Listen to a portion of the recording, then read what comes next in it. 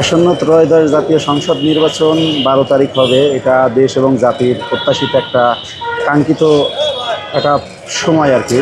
জাতীয় অধীর আগ্রহে ভোট প্রয়োগের মাধ্যমে 12 তারিখ ব্যালট বিপ্লবের মাধ্যমে জাতীয় নির্বাচনকে সুন্দরভাবে সাফল্যমণ্ডিত করার জন্য জাতি ব্যালটের মাধ্যমে একটা সরকার প্রতিষ্ঠা করবে আর কি। এবারের নির্বাচনে প্রার্থী নির্বাচন করব আমরা। ব্যক্তিগত আমি আমার মতামত যদি অভিব্যক্ত করি, সেটা হচ্ছে সৎ, যোগ্য এবং যিনি মানবিক, যোগ্য, শিক্ষিত, মার্জিত, ভদ্র, জনকল্যাণমূলক কর্মকাণ্ডে সম্পৃক্ত আগের থেকে, এই ধরনের যোগ্যতা এবং গুণাবলী দেখে আমি আমার প্রার্থী সিলেক্ট করব ইনশাল্লাহ।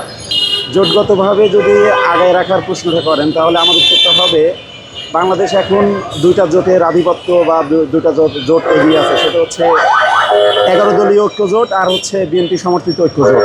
তো আমি আমার জায়গা থেকে এটা বলতে পারি আপনাদেরকে, এবং আমার যারা ফ্রেন্ড সার্কেল আছে আমি তাদের সঙ্গে কথা বলছি, আপামর মানুষের সঙ্গে কথা বলছি, ঢাকা শহরে যারা রিক্সা চালক, ঠেলাওয়ালা, গাড়ি চালক, ব্যবসায়ী, সবার মতামত এইবারের জোট হচ্ছে 11 দলীয় ঐক্য জোটটা এগিয়ে আছে আমার জানা মতে। আমিও তাদেরকে এগিয়ে রাখবো ইনশাল্লাহ।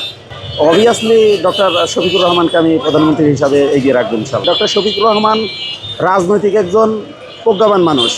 উনি দেশে বিগত যে বাংলাদেশের যে বিগত বন্যা পরিস্থিতি বা অন্যান্য দুর্যোগকালীন সময়ে ডক্টর শফিকুর রহমান দেশে ছিলেন, আর তারেক রহমান উনি দেশে ছিলেন না।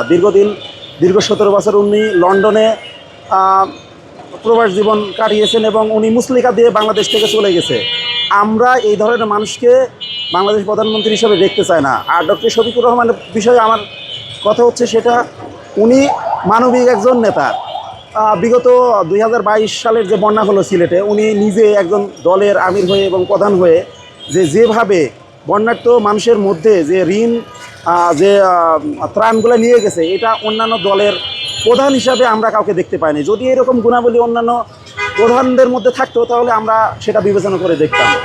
ঢাকা 6 অবভিয়াসলি আমার মতামত হচ্ছে আমি ডক্টর আব্দুল মান্নান ভাইকে এগিয়ে রাখবো। তার কারণ উনি যথেষ্ট স্মার্ট, ভদ্র এবং একটা ইউনিভার্সিটি প্রফেসর মানুষ। আমি ওনার সঙ্গে পার্সোনালি কথা বলছি। ওনার যে প্ল্যান, মিশন এবং ভিশন, সেই জায়গা থেকে আমার অনেক চমৎকার লেগেছে।